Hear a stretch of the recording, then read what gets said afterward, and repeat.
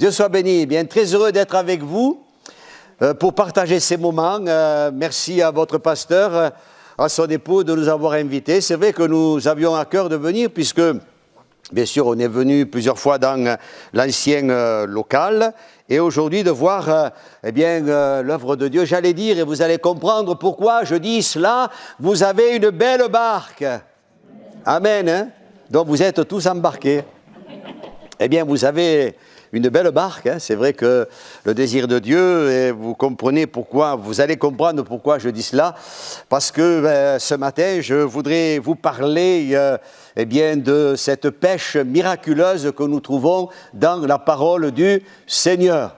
Alors, je reviens un petit peu à mon introduction. En effet, très heureux d'être avec vous pour partager ces moments. Et il y a quelque chose que je sens dans le plus profond de mon cœur. Et je ne vais pas le dire, ce n'est pas une vaine redite, n'est-ce pas? On le dit, on le répète comme cela, peut-être pour encourager les frères et les sœurs. Mais ce que je ressens ce matin, ici, dans ce local, c'est la présence du Seigneur. Alléluia. Vous êtes tous et toutes importants aux yeux de Dieu et concernant l'œuvre du Seigneur ici, mais ce qui est le plus important, et je bénis le Seigneur, la pensée que j'ai eue, ce que le frère a apporté également, met en évidence l'œuvre de l'Esprit Saint. Amen. Et c'est ce que nous ressentons. Il faut ressentir. Alors moi, j'en parle tout le temps. Si vous m'écoutez prêcher, vous allez voir, dans toutes les prédications, c'est, je dirais, un petit peu comme quand on annonce l'évangile, on parle de la croix, parce qu'un évangile sans la croix, c'est pas l'évangile. Et quand j'aime à prêcher la parole de Dieu, comme tous les prédicateurs, il y a un moment donné dans ma prédication où je mets l'accent sur le Saint-Esprit. Amen. Et je crois que c'est nécessaire, vous le savez tous et toutes, Jésus a dit ceci dans l'évangile de Jean au chapitre 15, me semble-t-il, « Sans moi, vous ne pouvez rien faire. » Mais le psaume nous dit ceci, « Qu'avec Dieu, nous ferons des exploits. » Amen. Et les exploits, c'est pour l'Afrique, c'est pour les Américains, c'est pour les Chinois. Non, c'est pour les gens de Ganges. Amen. Gloire à Dieu. Je disais tout à l'heure, j'étais vendredi soir sur Uzès, il y avait une émission, et je disais aujourd'hui, on a des problèmes de locaux dans pas mal d'églises parce que ce soit sur Nîmes, et sur Alès également, il y a des personnes nouvelles qui arrivent. Le frère me disait, on ne sait pas trop d'où ils sortent. Voilà, tous les dimanches, on a des personnes nouvelles. Je dis, c'est formidable, hein, c'est formidable. Le Seigneur est en train d'œuvrer. À une certaine époque, on avait des locaux, mais on avait peu de personnes. Hein. On avait un inconverti, deux inconvertis, trois. On était contents de suite. Allez, on prêchait la parole de Dieu. Hein. Et puis maintenant, et ça va se passer ici à Ganges. Alléluia. Amen. Maintenant, vous avez le local. Eh bien, le Seigneur, il va le remplir. Alléluia. Amen. Vous savez pourquoi en Duz, il y a un magnifique temple qui, à une certaine époque, était pas loin de faire près de 2000 places. En Duz, aujourd'hui, vous avez 3000 habitants en Duz. Mais vous vous rendez compte, un temple, bien sûr, il a été reconfiguré. On met peut-être, je crois, c'est 1000 places ou 1200 en ce moment. Mais pour quelle raison? Eh bien, le local, le temple, il a été fait parce qu'il y avait les âmes qui étaient là et il était rempli. Aujourd'hui, il est moins rempli. Hein. Mais enfin, en tout cas, nous, on s'occupe que nos assemblées, Dieu les remplit. C'est ce qu'il veut faire. Dieu soit béni. Amen. Il faut le croire. Amen. Hein? Allez, on va faire la lecture dans la parole du Seigneur. Je vous propose donc ce passage qui se trouve dans l'évangile de Luc. C'est au chapitre 5 et à partir du verset 1er. Donc, on va passer de l'échec à la réussite. Voilà, si je devais donner un titre à la méditation, c'est ce que je dirais ici ce matin, de l'échec à la réussite. Et il faut bien se dire qu'on est en plein ici dans la volonté de Dieu. Voyez, quand on désire voir la gloire du Seigneur, on a des cœurs ouverts, on va en parler, je ne veux pas anticiper le message ici, mais il y a cette présence du Seigneur Amen. Là où 2 ou 3 sont assemblés en mon nom, dira le Seigneur Jésus, je suis présent. Et je me répète, mes amis, mais nous savons que le Saint-Esprit est parmi nous ce matin et je lui dis, Seigneur, Saint-Esprit, prends toute la place. Amen. Gloire à Dieu. Alors, voici ce que nous lisons. Vous connaissez ce passage, à moins que vous veniez pour la première fois, je ne connais pas l'Assemblée, mais ce passage, vous avez certainement entendu parler à plusieurs reprises de la pêche miraculeuse. Luc chapitre 5, verset 1er. Oui, je me sens à l'aise, je fais comme à la maison, hein, même si c'est filmé, si ça va sur YouTube, écoutez, c'est pas grave. Hein. Voilà, que Dieu vous bénisse à YouTube, hein. Que Dieu bénisse les internautes. Alléluia. Mon Dieu Seigneur, ta grâce. On en a bien besoin. Allez, on va faire la lecture. Comme Jésus se trouvait auprès du lac de Génézareth, et que la foule se pressait autour de lui pour entendre la parole de Dieu. Vous voyez, finalement, ça commence là. Hein. Quand on vient, si on vient pour entendre la parole de Dieu, alors, Dieu soit béni parce qu'il y a la suite qui arrive. Hein. Il vit au bord du lac 2 barques, d'où les pêcheurs étaient descendus pour laver leurs filets. Il monta dans l'une de ces barques qui était à Simon et il le pria de s'éloigner un peu de terre. Puis il s'assit et de la barque, il enseignait la foule. Lorsqu'il eut cessé de parler, il dit à Simon, « Avance en pleine eau et jetez vos filets pour pêcher. » Simon lui répondit, « Maître, nous avons travaillé toute la nuit sans rien prendre. Mais, ça c'est un bon mais sur ta parole, je jetterai le filet. » Alléluia. L'ayant jeté, ils prirent une grande quantité de poissons et leur filet se rompait. Ils firent signe à leurs compagnons qui étaient dans l'autre barque de venir les aider. Ils vinrent et ils remplirent les 2 barques au point qu'elles enfonçaient. Quand il vit cela, Simon-Pierre tomba aux genoux de Jésus et dit, « Seigneur, retire-toi de moi, parce que je suis un homme pécheur. » Car l'épouvante l'avait saisi, lui et tous ceux qui étaient avec lui, et à cause de la pêche qu'il avait faite, il en était de même de Jacques et de Jean, fils de Zébédée, les associés de Simon. Alors, Jésus dit à Simon, « Ne crains point. » Alléluia. Désormais, tu seras pêcheur d'hommes. Et ayant ramené les barques à terre, ils laissèrent tout et le suivirent. Amen. Alors ce matin, je vais faire de vous des pêcheurs. Mais des pêcheurs de poissons, hein. Mais non, qu'est-ce qu'il y a dans la mer? Alors, si je vous pose la question, qu'est-ce qu'il y a dans la mer? Alors, qu'est-ce qu'il y a dans la mer? Ah ben, les poissons. Bon, il y a encore. Ça dépend où vous êtes, il y a du corail. Il y a encore. Et encore. Et encore. Vous n'allez pas trouver. Dans la mer et dans les eaux profondes, vous savez ce qu'il y a? Et ça m'a interpellé ces jours-ci. Il y a des épaves. Il y a des épaves. Dernièrement, aux infos, on a parlé d'un bateau, un galion espagnol qui a été découvert dans l'océan du côté de la Colombie, je crois. Et à l'intérieur de cette épave, il y a un trésor estimé à plusieurs milliards de dollars. J'ai dit quand même, Seigneur, voyez, ça on ne le sait pas toujours, hein. Et je me disais, écoutant cette info, je me disais, mais finalement, au fond de la mer, ça sert à quoi? Même si on parle de dizaines et de dizaines de milliards. Hein. Bon, il y en a un qui serait content si on lui disait, voyez, pour le pays, on va vous en donner quelques-uns, ça va boucher un peu le trou de la dette. Bon, de toute façon, je referme la parenthèse, voilà, vous avez bien compris. Mais à quoi ça sert quand c'est au fond de la mer? Ça fait quelques siècles que c'est au fond de la mer, voyez? Alors on peut parler de la valeur, mais c'est une valeur qui ne sert à rien. Et en écoutant cette info, je me disais que finalement tout cela, eh bien ça m'a fait penser, pour revenir à des choses qui sont spirituelles, ça m'a fait penser et n'y prenez pas ombrage, mais peut-être quelques-uns pourraient se reconnaître avant leur conversion, et je peux parler aussi de moi, avant de me convertir, j'étais un petit peu comme ce bateau, vous voyez, au fond de la mer, ce qu'on appellera une épave.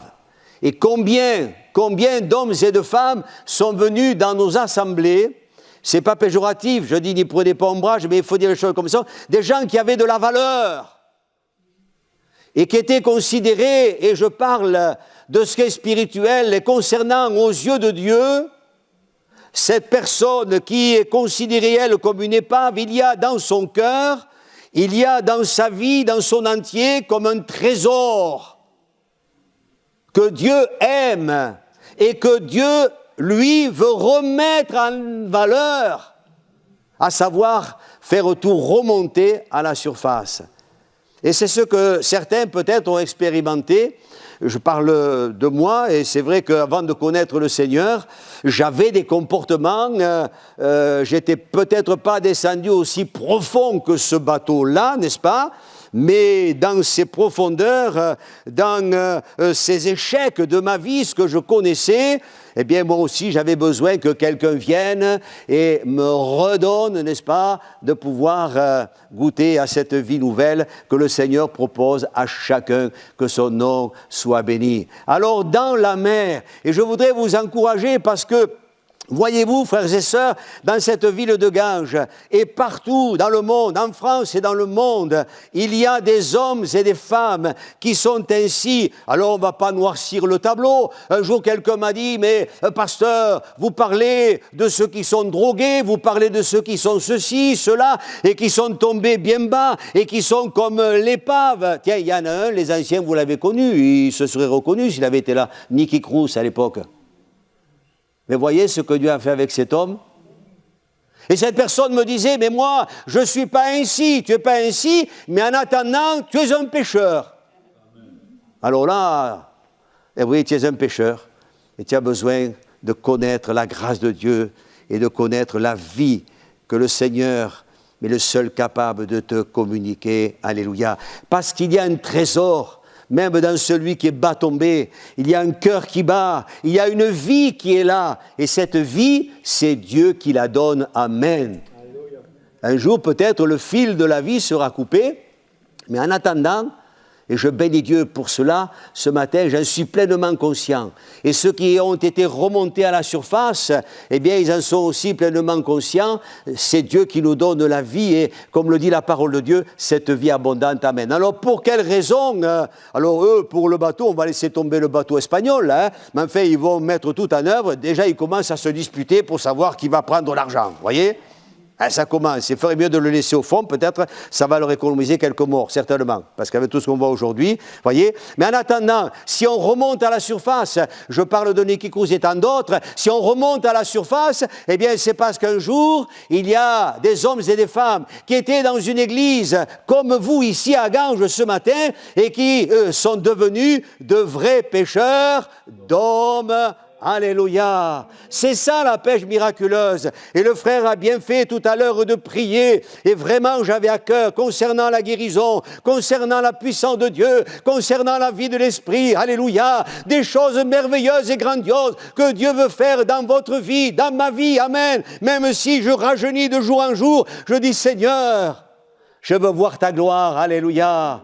Alors la pêche miraculeuse, les épaves qui remontent, les trésors qui sont remis à leur place, à leur juste valeur, parce qu'aux yeux de Dieu, ce n'est pas la volonté justement de Dieu que les hommes soient dans la faim, dans le péché, dans la boue, mais bien au contraire, que les hommes et les femmes, et vous en faites partie, eh bien soient brillants aux yeux de l'Éternel, de vrais témoins, des hommes et des femmes qui annoncent les oracles de Dieu, qui n'ont pas peur d'avancer en plein eau avec la barque que Dieu leur donne. Alléluia.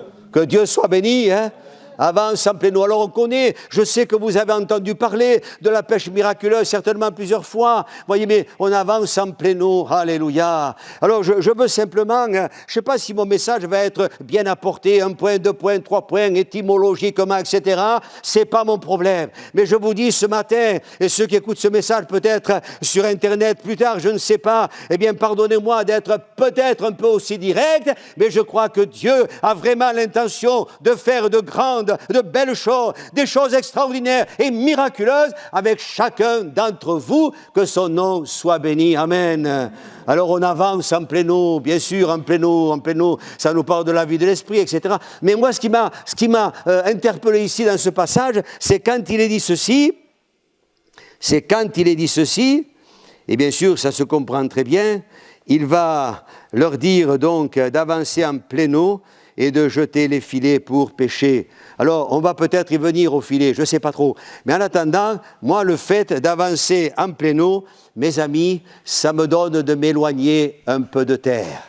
Et je dirais que s'éloigner un peu de terre, c'est pas simplement un peu, mais je crois que ce que Dieu voudrait, c'est qu'on s'éloigne de plus en plus de terre, de tout ce qui est, vous l'avez très bien compris, certainement très terrestre et très matériel. Il y a une pensée de Dieu, j'ouvre une parenthèse. Je ne le dis pas parce que je suis ici et je connais un peu vos besoins, mais je voudrais te dire de la part de Dieu que tu n'as plus de soucis à te faire, alléluia, que tout ce qui te prend la tête et tout ce qui va peut-être essayer d'obscurcir ta pensée et cette pensée de l'esprit que tu as reçue, eh bien ces choses-là, tu dois en être dégagé dans le nom de Jésus. S'éloigner de terre, c'est vraiment s'abandonner entre les mains de Dieu. S'éloigner de terre, eh bien, c'est laisser de côté, eh bien, nos pensées, nos soucis. Vous n'avez pas des soucis? On en a tous. Il n'y a que les chrétiens qui n'ont pas de soucis. On n'en a pas de soucis. Un jour, quelqu'un a dit, un souci, ça ne vaut pas 6 sous. Enfin, 6 sous, je ne sais pas combien d'euros aujourd'hui, mais enfin, attendant, quand tu les as, les soucis, voyez, hein, même si on est chrétien, eh bien, on peut en avoir. Et le Seigneur ne va pas nous faire des reproches parce qu'on a un souci. Ben, c'est normal, on s'occupe de son œuvre, n'est-ce pas? On a tellement envie et tellement de besoins. Mais il y a quelqu'un qui a dit ceci, me semble-t-il, dans un psaume que j'aime particulièrement parce que c'est le psaume 13. Oui, parce que le psaume dit ceci. Et c'est un homme, c'est le roi David. Jusqu'à quand, Seigneur, aurais-je des soucis dans mon âme? Jusqu'à quand des chagrins dans mon cœur? Jusqu'à quand mon ennemi s'élèvera-t-il contre moi? Et il dira, regarde Éternel, vous connaissez cela, hein, dans ce psaume 13, il a prié David, et il a dit, j'ai de l'allégresse dans le cœur à cause de ton salut, alléluia. Voyez mes amis, s'éloigner un peu de terre, c'est tout abandonner entre les mains du Seigneur. Nos déceptions, oui, les soucis, oui, les craintes. Ce que je vous dis, c'est bien de le dire, hein? C'est bien, c'est pasteur, hein, de toute façon. Hein? Et oui, mais les soucis, on les a comme vous aussi. Hein? Les craintes aussi, quelquefois. Le frère a parlé tout à l'heure de ce garçon qui était notre petit-fils. Quand les médecins ne se sont pas prononcés, quand on a dit son pronostic vital est engagé, comme disait le pasteur, on a ployé le genou, on a prié, etc., etc. Et on a vu le miracle de Dieu. On a vu le miracle de Dieu. Parce que les infirmières m'ont dit, on n'a jamais vu quelqu'un sortir du coma aussi rapidement. Et l'infirmière me disait, mais moi je croyais que les miracles, c'était pour le Moyen-Âge. Votre petit-fils, et c'est une païenne qui a dit ça, hein, c'est le miracle de Pâques, alléluia. C'était à la période de Pâques, vers le mois de mars. Dieu soit béni. Aujourd'hui, il va très bien, merci. Et merci pour les prières, et merci. Alors, des soucis, oui, on en a, mais David en a eu, on en a tous. Mais mes amis, tout cela, on le dépose. Peut-être avec larmes. Des fois, on n'en peut plus, mais on le dépose au pied de Jésus. Ça vous arrive, et votre pasteur, il me semble que je le vois certainement, on est à genoux, au pied du lit, dans la chambre. On ferme la porte. Moi, c'est ce que je fais. La Bible le dit, entre dans ta chambre, ferme la porte. Alléluia. Dieu soit béni. On a très bien compris ce que ça veut dire. Hein? Un jour, je me suis mis à genoux comme cela, j'ai prié le Seigneur, Et puis sur le coup, je me suis dit, mince, il manque quelque chose. Il y a un truc qui ne va pas. Alors j'ai regardé, la porte était ouverte. Je me suis levé, j'ai fermé la porte, parce que je suis très spirituel, et je me suis remis à genoux pour prier. Bon, ça vous fait sourire, je sais, mais je crois que c'est important. Et ce matin, moi je le fais aussi, je suis comme vous. Oui, je m'éloigne un peu de terre. Oui, ce que je veux, c'est faire abstraction des soucis, des peines. Me dire, Seigneur, oui, j'abandonne tout entre tes mains. C'est bien de le dire, c'est bien de le dire. Mais mes amis, quand vous êtes dans les angoisses et que ça devient de plus en plus difficile, alors oui, avec larmes, oui, mais de tout notre cœur, on crie à Dieu. Parce qu'on sait que quand on crie vers le Seigneur, l'Éternel entend. Alléluia! Et je voudrais t'encourager ce matin. Voyez, je le dis, tant de choses que je n'ai pas prévu de dire, mais je le dis, Amen. Le Seigneur veut t'encourager. Il y a, si tu pouvais voir, eh bien, au-delà de ce ciel, au-delà de ces nuages, mes amis, combien le Seigneur est puissant et glorieux. Et je disais à quelqu'un il n'y a pas longtemps, finalement, le ciel, c'est loin. Mais mes amis, on n'a pas besoin d'aller tellement loin. On voit loin. Mais ce qu'on peut vivre présentement, eh bien, pour nous aujourd'hui, c'est parce que Dieu est parmi nous, il est descendu et son esprit est là. Alléluia. Éloigne-toi un peu de terre. Éloigne-toi. Amen. Alors, il y a encore bien d'autres choses qui pourraient nous empêcher de vivre cette pêche miraculeuse. Et j'ai noté ceci. Moi, je me suis arrêté sur les frustrations que nous pourrions avoir. Alors je me suis dit, mais pour quelle raison je vais m'arrêter? Alors j'ai regardé un petit peu dans la définition de la frustration. Vous savez ce que c'est quand on est frustré? On se dit, tiens, c'est bizarre, on aurait certainement aimé un petit peu mieux, etc. Et concernant les définitions que j'ai notées ici, n'est-ce pas, j'en ai relevé deux. La première des frustrations, ce sont des frustrations primaires. Les deuxièmes, c'est l'absence d'objets nécessaires à la satisfaction eh bien, du comportement motivé. Voyez? Alors, j'ai un petit peu réfléchi et on sait très bien tous ce que c'est que le manque. Hein? Voilà. On est frustré parce que ça manque. Ça vous arrive, n'est-ce pas? Quand on arrive, on le sait tous, à la fin du mois, quelque part, ça manque un peu. Hein? Des fois, ça manque dans certains domaines, etc. On manque de temps. Peut-être, hein? Oui, de finances, c'est sûr, mais on manque peut-être de temps. Hein? On peut manquer de temps et de tant de choses. Et alors on se dit, mais si j'avais eu... Je pense à ceux qui font des concours de cuisine, des fois ils vous disent, enfin moi je ne regarde pas trop parce que ce n'est pas mon truc, ça me donne trop d'appétit, vous voyez. Donc, alors on vous dit, ah si j'avais eu un peu de temps, un peu plus de temps, je serais arrivé eh bien, à finir ma recette, vous voyez. Ça manque toujours. Hein. Alors, qu'est-ce qui peut nous manquer à nous? Alors, oui, j'ai réfléchi, et le fait qu'il nous manque quelque chose, j'ai pensé de suite à ce passage, vous savez, quand dans la parole de Dieu, il y a ce jeune homme riche qui vient vers Jésus, et je ne vais pas le lire, je ne veux pas prendre trop de temps, je veux partager vraiment ce qui est sur mon cœur, et vous connaissez le passage, quand ce garçon, il vient vers Jésus, et il dit, bon maître, que dois-je faire pour hériter la vie éternelle? Vous connaissez cela par cœur, etc. Alors Jésus lui dit, bien observe les commandements, mais je l'ai fait, Seigneur, depuis ma jeunesse, etc., etc. Ben, Jésus a dit, c'est très bien. Ça, c'est très bien. Mais comme ce garçon, il est certainement très aisé, Jésus va lui dire, écoute, ce que tu vas faire, eh bien, si tu veux avoir la vie éternelle, tu vas vendre ce que tu as, tu vends ce que tu as, tu donnes l'argent aux pauvres, et puis tu me suis. Vous voyez, si un jour quelqu'un m'a dit, oh, Jésus, chef de secte, etc., pensez donc, s'il avait été un chef de secte, il aurait dit certainement, tu vends tout ce que tu as, tu me donnes les sous et tu vas te promener où tu veux. Voyez? Et Jésus, il ne parle pas comme ça. Hein? Tu vends, tu donnes l'argent aux pauvres, viens et suis-moi. Et alors, je me suis arrêté sur ce passage, viens, ces deux mots m'ont interpellé. Je ne sais pas comment je vous l'explique, mais écoutez, j'ai dit tout à l'heure, c'est peut-être pas très bien apporté, mais ce n'est pas grave. Hein? Viens et suis-moi. Alors je me suis dit, mais en tant que chrétien, viens. Mais il y a longtemps qu'on a entendu ce mot. Cette parole, viens. Hein, quand on annonce l'Évangile, souviens-toi quand tu as donné ton cœur au Seigneur, cette fameuse réunion où l'Esprit de Dieu a parlé à ton cœur et tu as répondu à l'appel, tu as entendu « Viens, viens ». Vous savez, c'est bon quand on entend cette parole, viens, viens. L'apôtre Pierre, il a marché sur les eaux. Vous connaissez l'histoire, hein? Mais il a marché sur les eaux, parce que, eh bien, il a entendu cette parole de Jésus, viens. Et moi, dans mon cœur, et je le sens ce matin, comme si cette parole de Jésus, n'est-ce pas, nous invitait à venir, viens, viens, viens, approche-toi. Alors, c'est bon, d'accord. Et puis 6 mois, ça c'est autre chose, hein. Combien de gens sont venus au Seigneur et puis aujourd'hui on les cherche.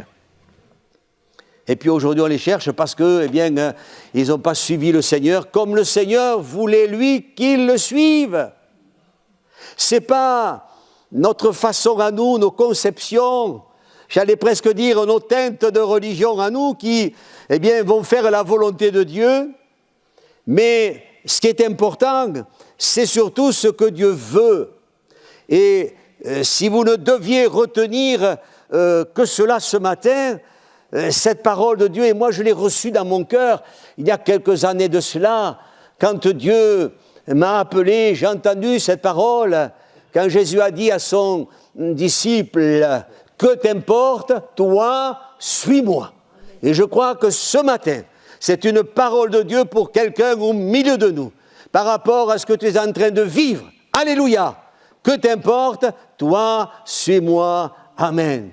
Et c'est en suivant Jésus que ce qui va te manquer, alors tu vas pouvoir le retrouver, amen. Si, quelquefois, on l'avait perdu, je disais vendredi soir à Uzès, mes frères et mes sœurs et mes amis, ce que nous avons reçu de Dieu, et ici à Ganges, ce que nous avons reçu de Dieu, et je le répète encore, ce que nous avons reçu de Dieu est plus important que ce qui peut nous manquer.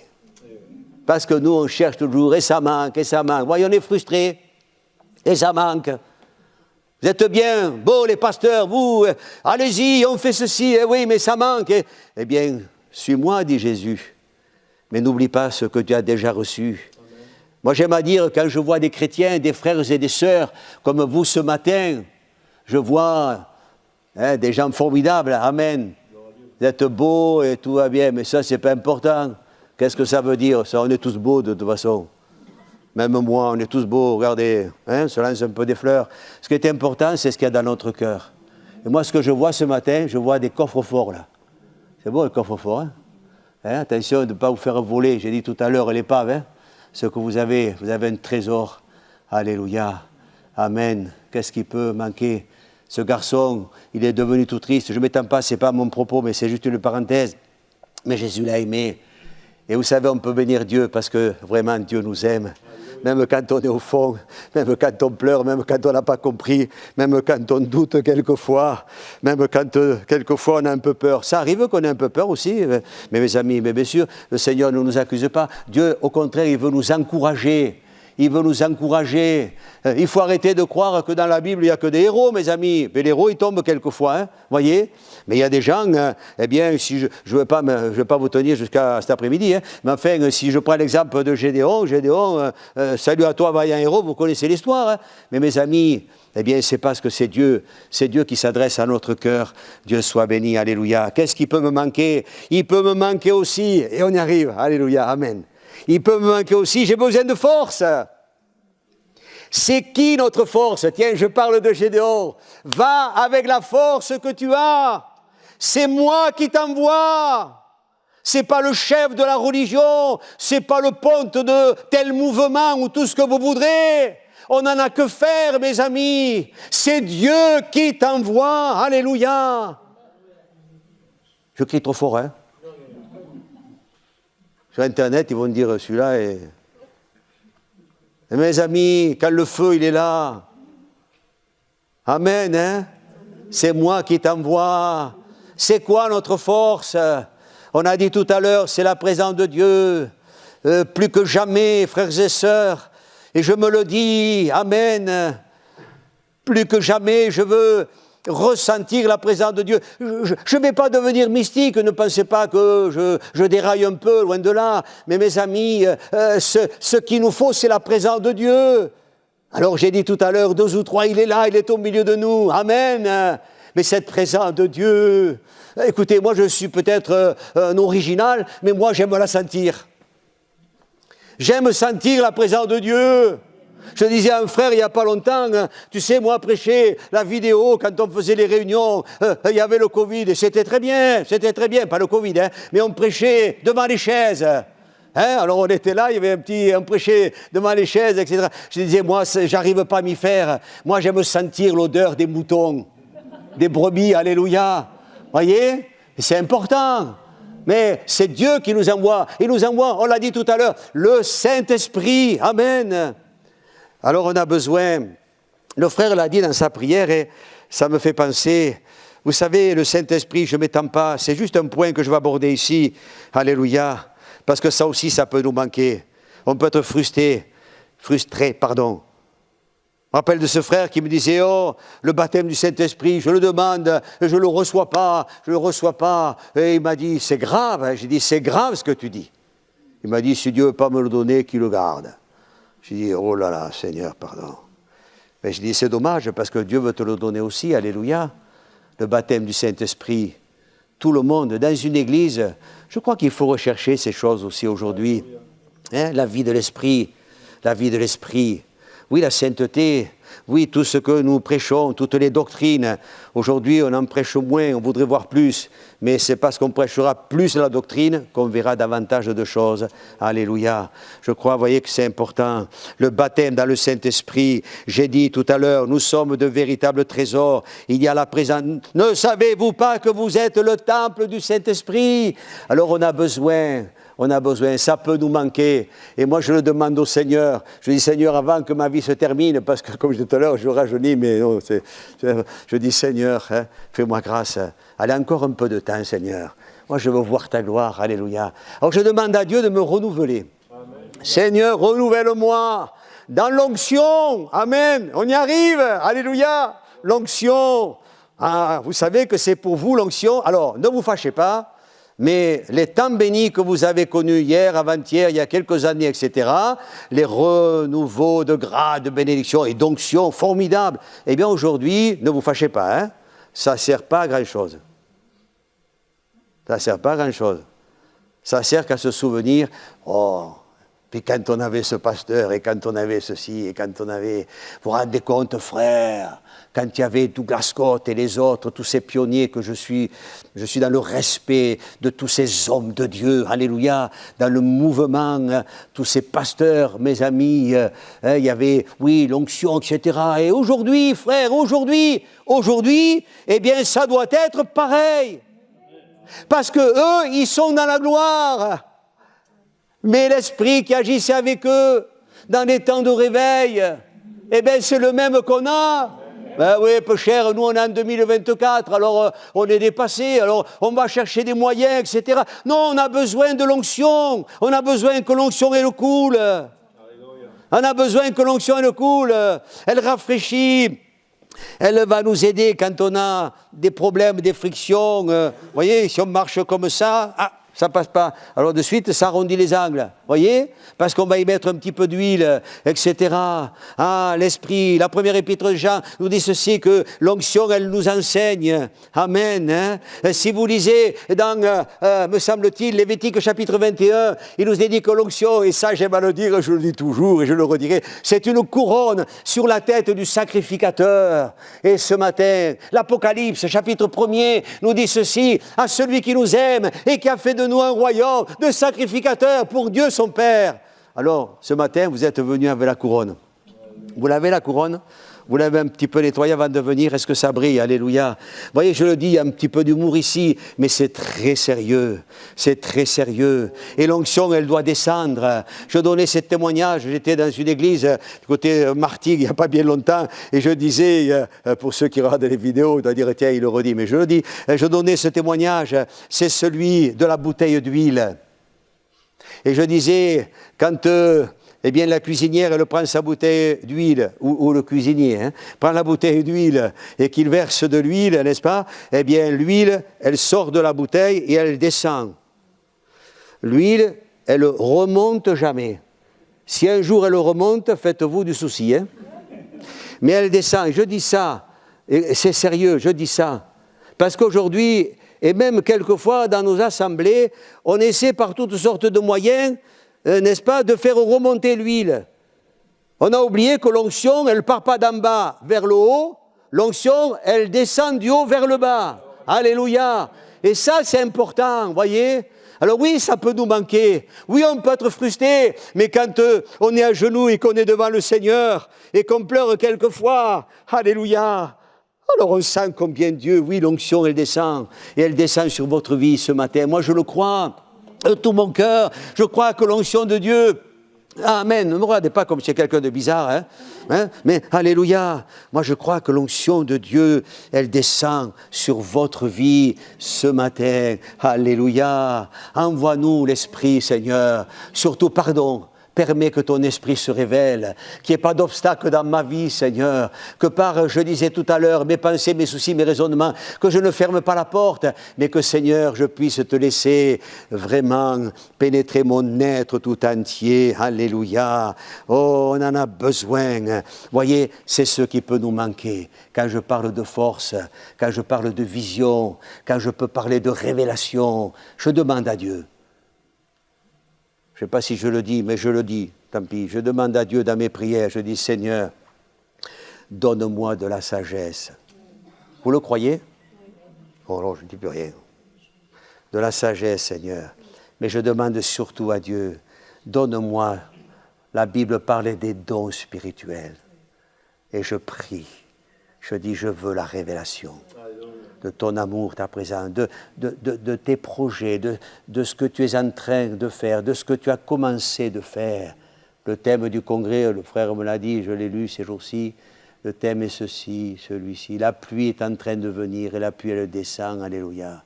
Et je crois que c'est ce qu'il faut avoir comme vision. Oui, donne-moi cette révélation, Seigneur, on a tellement besoin. Amen. Ça, c'est la première des frustrations, voyez, ce qui peut nous manquer. Mais ça, Dieu veut nous le donner. Et la deuxième, je disais tout à l'heure, et je vais être plus court ici, la deuxième, eh bien, c'est quand vous avez un objectif à atteindre et que finalement, alors la définition, ne souriez pas, moi je vous lis ce que j'ai lu dans cette encyclopédie, n'est-ce pas, frustration secondaire. Alors on donne l'image d'un rat qui se trouve devant une grille, derrière laquelle se trouve un morceau de fromage. Vous imaginez la scène un peu, hein? Bon, c'est pas moi, bon, écoutez, bon, je veux pas, on ne se prend pas parce qu'on n'est pas, mais regardez quand même, hein, c'est important. Alors, je me dis, mais quand même, j'ai dit, cet animal doit se dire, mais là, finalement, alors pour spiritualiser la chose, bien sûr, parce que c'est ce qui nous intéresse, je me suis dit, mais... sans nous prendre pour ce que nous ne sommes pas, on sait qu'on est enfant de Dieu, et on sait à qui on appartient. Je me dis, mais quelque part, avec tout ce que je viens de partager ici maintenant, je me suis dit, mais on a tout, puisque on a réalisé qu'il y avait un manque. D'abord, on s'est éloigné un peu de terre, etc. On a réalisé qu'il y avait un manque, alors on recherche cela, n'est-ce pas? On se tient devant Dieu, on demande, on aspire, on pleure, on supplie, et on sait que Dieu nous le donne, parce qu'on l'a déjà reçu, et on veut le mettre maintenant en valeur, et ça remonte à la surface, Dieu soit béni. Et cette grille, j'en fais quoi maintenant? Enfin, la grille, l'obstacle, hein? Ça ne vous arrive pas, à vous, d'avoir des obstacles chez les chrétiens? Et quand tout va bien, on se dit, mais c'est bon, là, maintenant. Bon, c'est jamais gagné quand même, hein? On va dire, Seigneur, maintenant. Eh bien, je me dis, et ne soyez pas surpris, je vais dire une chose. Je l'ai dit un jour à quelqu'un, j'ai dit, les pasteurs te diront pas souvent ce que je vais te dire, hein? Quelqu'un qui était très éprouvé, qui était sur un lit de souffrance et qui était abattu, il n'en pouvait plus, très fatigué physiquement. Et il me disait, frère, j'ai même plus la force de prier. Alors je lui ai dit, ne prie plus. Pas souvent qu'on entend ça, hein? Ne prie plus. Parce que tout ce que tu as demandé à Dieu maintenant, eh bien tu fais comme l'image donc, que je viens ici de vous donner. Il y a cette grille. Vous savez, il y a un psaume, c'est le psaume 18. Et le psaume 18, au verset 30, on nous dit ceci: « Avec mon Dieu, je franchis une muraille. » Et je voudrais, en terminant, parce qu'il y a une autre frustration ici, eh bien vous encourager à la foi, vous encourager à vous laisser porter par le Seigneur. Et c'est pour cela que j'ai dit à ce brave frère, ne prie plus, abandonne-toi entre les mains du Seigneur, abandonne-toi. Sinon, oui, tu vas rester frustré et tu vas te poser tout un... Ça ne vous arrive pas, vous, de me dire, mais oui, j'ai peut-être, oui, pas assez prié, je ne suis pas assez spirituel, est-ce que je suis assez saint, est-ce que Bien sûr qu'il faut aspirer à ces choses, à être agréable au Seigneur, mais il faut s'abandonner entre les mains de Dieu, alléluia. Qu'est-ce qu'il a fait, l'apôtre Pierre? Qu'est-ce qu'il a fait, l'apôtre Pierre? Eh bien, il a dit, il aurait pu en rajouter et dire, Seigneur, on est des pêcheurs de métier, toute la nuit on a travaillé, on connaît les coins, on sait où il y a les poissons, etc., etc. Non, stop! Il a dit, Seigneur, on a travaillé, mais sur ta parole. Et ça, c'est beau. Et ça, c'est beau. Et je vous le livre de tout mon cœur. Et je me le dis à moi-même. C'est pour ça que j'ai envie de prêcher la parole encore. Parce que je crois que sur la parole qui est annoncée, non pas des paroles, j'allais dire, je ne vais pas le dire, c'est sur Internet, mais des fois il y a beaucoup... Bon, chez nous on dit il y a de la tchatche. Voilà, bon. Je dis, Seigneur, Seigneur, sur ta parole, je jetterai le filet. Je vais jeter le filet, alléluia. Et je vais faire, Seigneur, comme tu dis dans ta parole, parce que tout est là, amen. Hein, il y aurait beaucoup de choses à dire, ce n'est pas le propos, là je termine. Mais sur ta parole, Seigneur, cette parole, aujourd'hui on me dit, oui, mais moi je ne veux pas savoir ce que me dit l'hébreu, le grec, le latin ou tout ce que vous voudrez. C'est bien, c'est bien, c'est bien. Dieu soit béni pour ces ministères, c'est bien. Mais moi, je réponds toujours avec cette parole-là. Un jour, je l'ai lu, je l'ai entendu prêcher, j'ai ouvert mon cœur, j'étais comme cet enfant, n'est-ce pas? C'était tout nouveau pour moi, et je l'ai cru, et je l'ai reçu comme elle était écrite, alléluia. Et puis, eh bien, j'ai vu ce qui se passait, j'ai vu ses effets dans ma vie, que Dieu soit béni. Alors, sur ta parole, je jetterai le filet. Amen. Sur ta parole, vous tous qui êtes là, ici ce matin, du plus petit, du plus grand, du plus intelligent, du plus simple, du plus riche, du plus pauvre, et moi je me mets dans le lot avec vous, alléluia. Hein, c'est pas prétentieux ce que je dis. Mes amis, nous sommes des enfants de Dieu, alléluia. Je disais quelque part dans une église, parlant de l'autorité de Dieu, d'où ça vient de l'autorité? Parce qu'on a appris ça dans les livres? Vous demanderez aux gendarmes qui sont sur les bords des routes, vous savez, quand on dira on n'y voit que du bleu, parce que de suite, on a le pied qui se lève de l'accélérateur, mais pourquoi? Parce qu'ils ont l'autorité. Et nous, on est enfants de Dieu. Et je répète ce que j'ai dit, eh bien, des trésors dans notre vie. Voilà, ma conclusion, elle est celle-ci. Allez, je la cherche. Je crois que ce que Dieu voudrait, c'est que ce matin, dans votre vie, dans votre fort intérieur, eh bien, il y a des choses qui remontent à la surface, alléluia. Et on voit ici quelque chose de précieux. Ah, une bénédiction. Hein, quels sont mes objectifs? J'en fais quoi? Eh bien, pour moi, c'est le salut des âmes. Alléluia. Est-ce que c'est ton objectif, mon frère, ma sœur? Le salut des âmes, l'évangélisation, amen. J'aime évangéliser, j'aime annoncer la parole, j'aime prier pour les malades, j'aime, et vous l'avez entendu ce matin, parler du Saint-Esprit, alléluia, parce que je crois plus que ce que je l'ai cru hier, et je le crois aujourd'hui, et demain encore plus, que le Seigneur, il ne change pas, et que le Seigneur, eh bien, pour chacun d'entre nous, est en train de poser ses mains bénissantes sur les œuvres qu'il prépare d'avance et qu'il confie à chacun. Que Dieu vous bénisse. Et c'est ainsi que les poissons, ils arrivent, alléluia. Qui les fait venir? Eh bien, toi, tu as fait ce que Dieu te demandait. Dieu ne fera pas ton travail, tu fais le tien et tu le laisses à lui faire le sien. N'oublie pas que toi, tu es son serviteur et sa servante et que lui, il est Dieu. Alors laisse-le dans ta vie être Dieu. Que Dieu vous bénisse. Amen. On va prier le Seigneur. Alléluia. Seigneur, merci. Je veux te rendre grâce, Seigneur, pour ta parole, pour ton esprit. Tu vois, Seigneur, je l'ai fait simplement, avec hardiesse, avec peut-être beaucoup de zèle. Et, Seigneur, mais je l'ai fait de tout mon cœur. Et ce matin, je crois que tu nous invites les uns et les autres à avancer en plein, à jeter nos filets sur ta parole, tous ces moyens que tu nous donnes. Seigneur, combien, quelquefois et trop souvent, et pour ma vie, il m'a manqué. Mais ce matin, je veux te rendre grâce, parce que tout ce qui a pu me manquer, eh bien, tu me l'as donné et tu m'en donneras, je le crois encore. Tu le donnes à mes frères, à mes sœurs ici à Ganges, et tu vas leur en donner encore. Tu vas les remplir, alléluia. Tu vas faire abonder la grâce, la vie de l'Esprit, la bénédiction sur cette assemblée. Seigneur, au nom de Jésus, ce ne sont pas que des paroles vaines, loin de là, mais je le crois de tout mon cœur, Jésus. Et même si l'obstacle il est là, et qu'on se sente alors même bien armé, ayant tout ce qui est nécessaire, peut-être dans l'incapacité, alors tu nous donnes de passer au-dessus. Alléluia! Tu nous donnes de passer au-dessus. Amen! Et tu t'occupes de l'obstacle. Merci pour la foi qui anime nos cœurs ce matin. Merci, Seigneur Jésus. Oh, je veux t'adorer. Je veux te remercier, Seigneur. Et je veux te prier. Peut-être ce matin, quelques-uns, ont senti que Dieu parlait à leur cœur. Peut-être ce matin, tu as senti que tu avais vraiment ce manque. Oui, tu t'es senti frustré.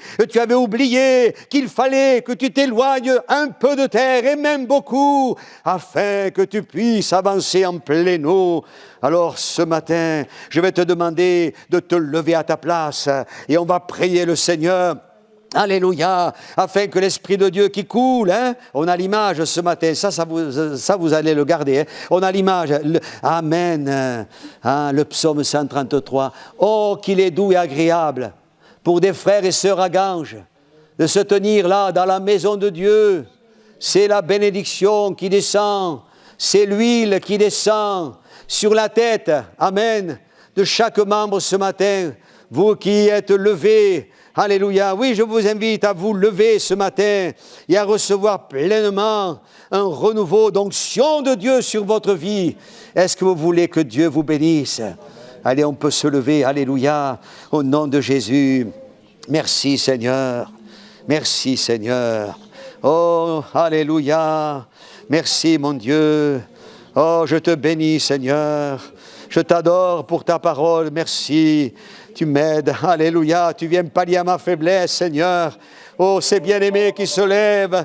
Je me lève, je suis debout devant toi, Seigneur.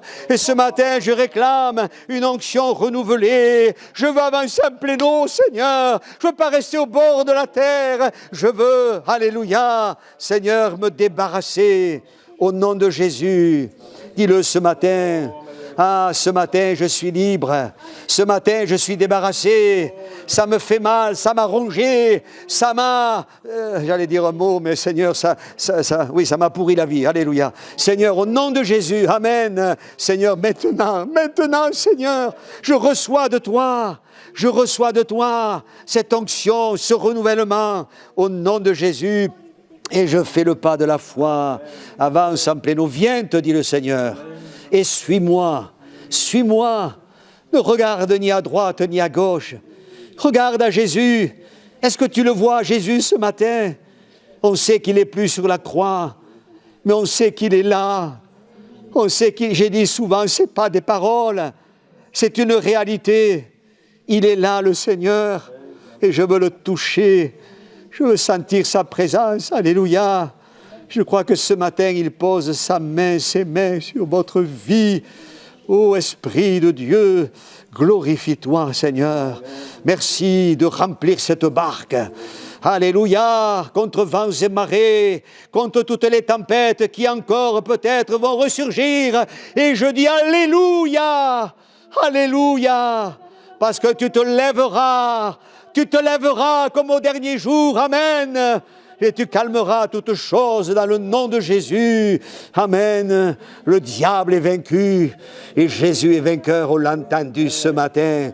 Que Dieu soit béni. Alléluia. Je vais laisser la place à Jean-Luc. Que Dieu vous bénisse. Merci Seigneur. Et pardonnez-moi d'avoir été peut-être un peu aussi direct, mais je crois que j'ai partagé ce que Dieu vraiment avait mis sur mon cœur. Amen. Amen. Amen.